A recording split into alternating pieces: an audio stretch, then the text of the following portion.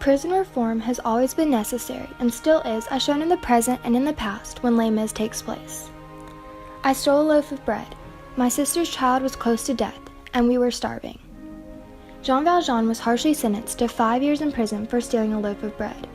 In the Les Mis movie, the convicts are shown pulling a boat into the dock space. This requires a deliberate amount of strength, and it's obvious some of the prisoners are struggling with the arduous task. Norman Brown, a former inmate, was assigned a life sentence as a result of mandatory minimum sentences.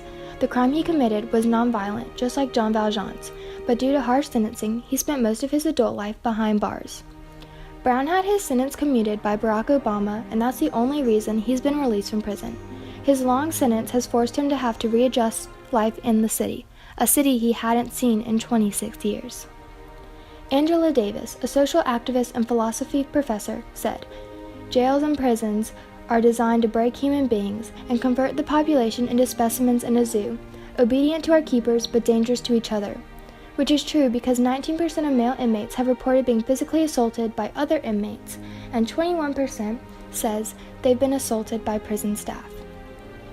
In prison, sexual assault is frighteningly common, and many times it goes unreported.